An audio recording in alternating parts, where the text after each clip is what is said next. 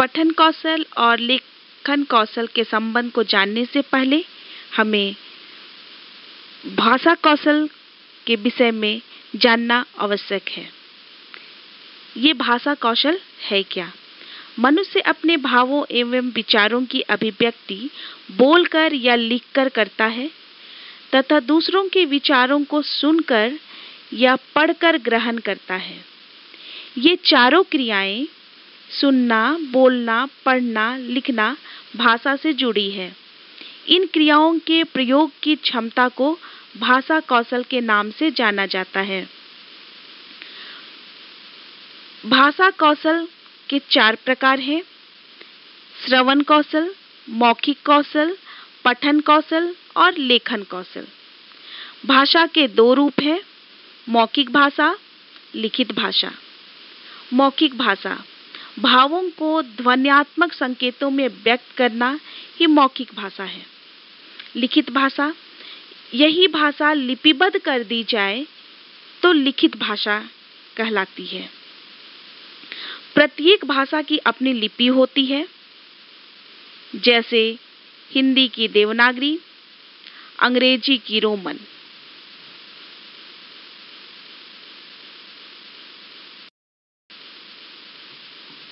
लेखन कौशल, लिखकर अपने भावों को अभिव्यक्त करने की क्षमता को लेखन कौशल कहते हैं।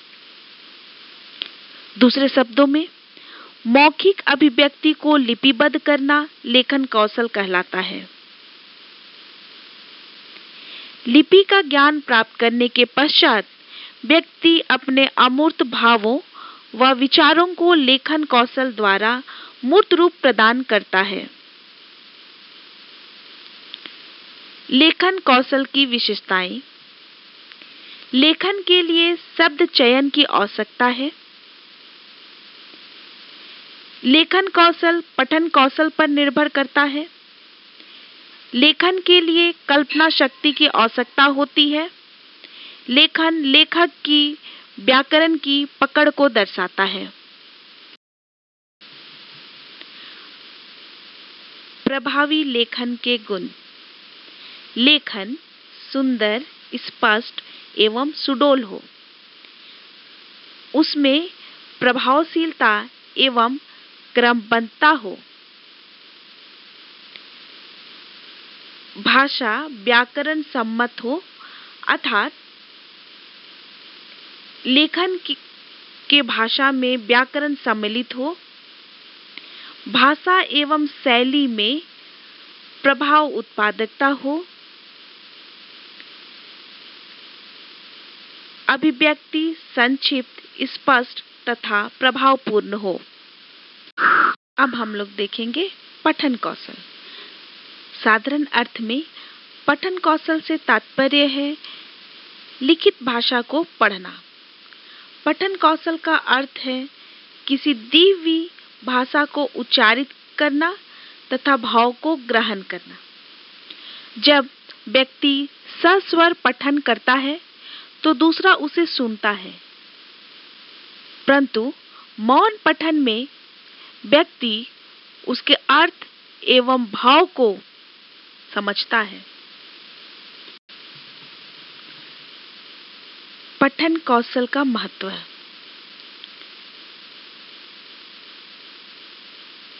पठन कौशल से बालक शुद्ध उच्चारण करना सीखता है।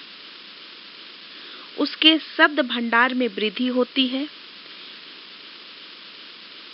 उसके व्याकरणिक ज्ञान में वृद्धि होती है। नवीन पुस्तकों को पढ़कर वह नवीन जानकारी प्राप्त करता है। साथ ही साथ हमें अधिक से अधिक सूचनाओं को एकत्र करने में सहायता मिलती है। पठन एवं लेखन का संबंध। पठन एवं लेखन पारस्परिक निर्भर प्रक्रिया है।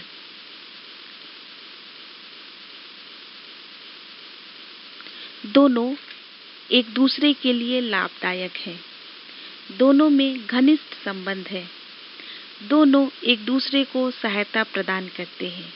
पठन लेखन को सहायता प्रदान करता है और लेखन पठन को सहायता प्रदान करता है। यदि एक राइटर पढ़ेगा नहीं तो वो लिखेगा क्या, लिखेगा कैसे? इस प्रकार हम देखते हैं कि एक राइटर को रीडिंग बहुत ही आवश्यक है। एक अच्छे राइटर को रीडिंग से अच्छे आइडियाज प्राप्त होते हैं। जब विद्यार्थी पढ़ते हैं तो उसे वो नोट्स बनाते हैं और जब उन्हें प्रश्न पत्र प्राप्त होता है तो उस प्रश्न पत्र को भी वो पढ़कर समझते हैं और अपने बनाए गए नोट से उसके उत्तर को लिखते हैं। इस प्रकार हम देखते हैं कि जब हम पढ़ते हैं तभी हम लिख पाते हैं।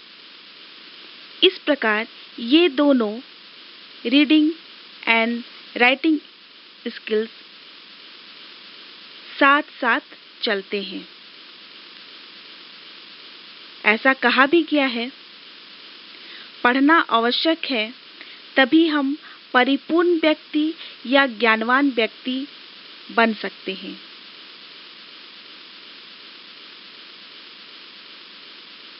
जिस प्रकार बोलने एवं सुनने का संबंध है, उसी प्रकार लिखने और पढ़ने का संबंध है।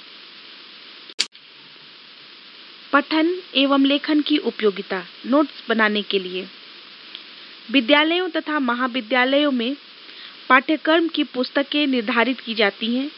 इन पाठ्य पुस्तकों को पढ़ने से विद्यार्थी का काम नहीं चलता, उसे विभिन्न पुस्तकों को पढ़कर महत्वपूर्ण सामग्री इकट्ठी करनी पड़ती है और नोट्स बनाने पड़ते हैं। उन्हें परीक्षा देते समय लिखित भाषा में ही उत्तर देने पड़ते हैं। इसलिए पठन के साथ लिखित भाषा का ज्ञान विद्यार्थियों के लिए अनिवार्य है। दूरस्थ व्यक्ति को संदेश देने के लिए, दूरस्थ व्यक्ति को संदेश देने अथवा उसे अपने विचारों से अवगत कराने के लिए लिखित भाषा का प्रयोग करना आवश्यक है। सरकारी कार्यालयों में देश विदेश के ज्ञान को अर्जित करने के लिए, प्राचीन सभ्यता एवं संस्कृति को संरक्षण प्रदान करने के लिए, सूचनाओं को एकत्रित करने के लिए, अपने विचारों को सुरक्षित रखने के लिए, पत्र लेखन के लिए। इस प्रकार हम देखते हैं कि पठन एवं लेखन का घनिष्ठ संबंध है। दोनों पारस्परिक रूप से एक दूसरे पर निर्भर हैं।